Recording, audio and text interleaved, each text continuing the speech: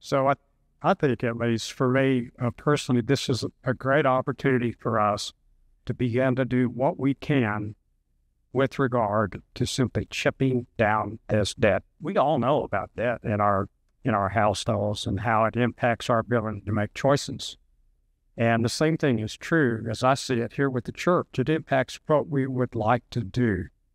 And what I'm hearing is it impacts your ability to bring to fruition here at the church some of the things that could really bring Christ to others at different places and different times.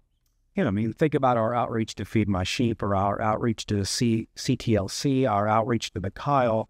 All of this work right now is, I mean, and it's being done, but it's being done kind of through just different people and little things. If we could have someone who can be a community organizer, who can be a community minister, we could bring someone who could be the focal point where we could allow this work to be developed. We've got so much potential here at Christ Church. I just think when I look out on Sunday mornings and I see new faces and I see the old faces and I see the wonderful people, the saints of old and new, those who've been with us for 6 months and those who've been with us for 55 years, it's wonderful to see the joy of the congregation.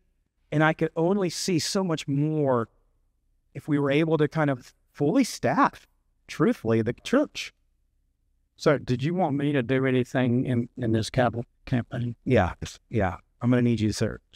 Make some, you're good at shaking some hands. You know what I mean?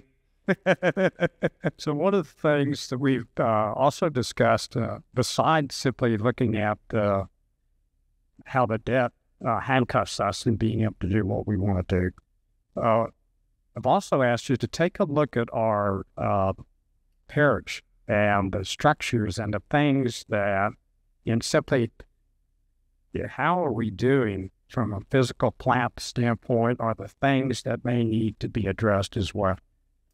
We're going to show you here in a second, but we've got in the nave, if you look at the nave, and you'll notice that there's not a prominent cross in the nave. It's hidden behind a veil right now because it's Lent, but even when it's not, the cross that we bow to and reverence to is small and hidden by a window. And we want to look at putting a cross above the corona in a way that would allow us to see from every perspective that which we serve, which is the risen Lord, the one who died and rose again for us. And so we're going to kind of show you where that might be. The other thing that we need to talk about is the kitchen. It has been well worn. It was designed for a cafeteria. It was designed to be a cafeteria for a school. It doesn't need to be that anymore. It's been worn very well and loved on very well.